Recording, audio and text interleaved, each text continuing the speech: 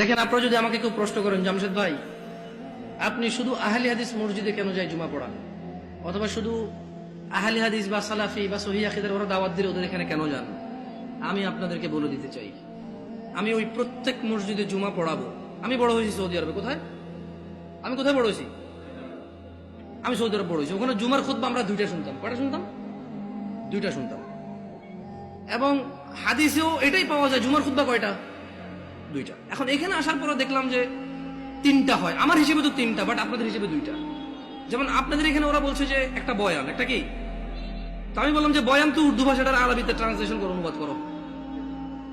রাগ করিন না, দেখেন কথা বুঝার চেষ্টা করেন। আবারও বলতেছি, না বুঝলে অসুবিধা নাই, ভুল বুঝিয়েন না।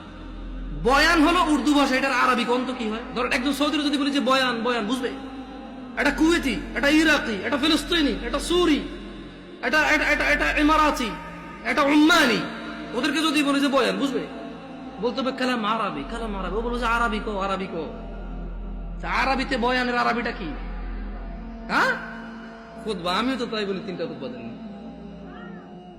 মানে আপনি যদি এখন আমারে বুঝান এটা লাউ এটা কদু, জামশেদ ভাই দুইটা দুইটা, আমি বলবো যে না ভাই, এটা লাউ এটা কদু জিনিস একটা। আমি বলবো এটা পেন এটা কলম, এরকম না, এটাই পেন এটাই কলম। বুঝেন নাই? আমি এভাবে মানবো না। আমি হয়তো ইসলাম নিয়ে অনেক গবেষণা করতে পারিনি, হয়তো অনেক সুশিক্ষিত হতে পারি, কিন্তু ভাষা বুঝি। উর্দু ভাষা আমি বুঝি, আরবি ভাষা বুঝি, বাংলা ভাষা বুঝি। হয়তো বাংলা ভাষা ব্যাকরণ অত ভালো বুঝি না, হয়তো অনেক বাংলা লিখতে পারি না আমি এখনো, কিন্তু আমি কথা বুঝি ভাই। আপনি যদি বলেন যে এটা কলম এটা পেন, আমি বলবো নো, এটাই কলম এটাই পেন। ইংরেজিতে পেন, বাংলাতে জিনিস কয়টা? ভাষা কয়টা? ভাষা পাঁচটা হইলো, জিনিস কয়টা?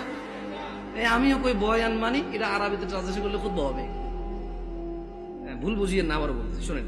তো যদি আপনারা বলেন যে আপনাদের মসজিদে দাওয়াত দিবেন, আর যদি বলেন যে জামশেদ ভাই আপনার স্বাধীনতা আছে দুইটা খুতবা দেওয়ার, তাহলে ইনশাআল্লাহ ঠিক 12:30টায় খুতবা শুরু করব। ইন্নাল হামদালিল্লাহি নাহমাদুহু ওয়া নাস্তাঈনুহু ওয়া নাস্তাহদি, শুরু করব আল্লাহর প্রশংসা দিয়ে। একটা আরবি আয়াত পড়ব, ওই আয়াতের অর্থ করব। একটা আরবি হাদিস পড়ব, ওই হাদিসের বাংলা ইনস্ট্যান্টই করব।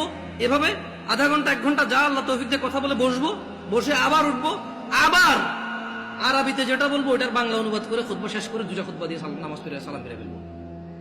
আপনি মনে করেন না যে আমি খালি অমুকে দাওয়াত দিলে যাই আর অন্য কেউ দাওয়াত দিলে যাবো না। এখন আমারও তো একটা নিরাপত্তার ব্যাপার।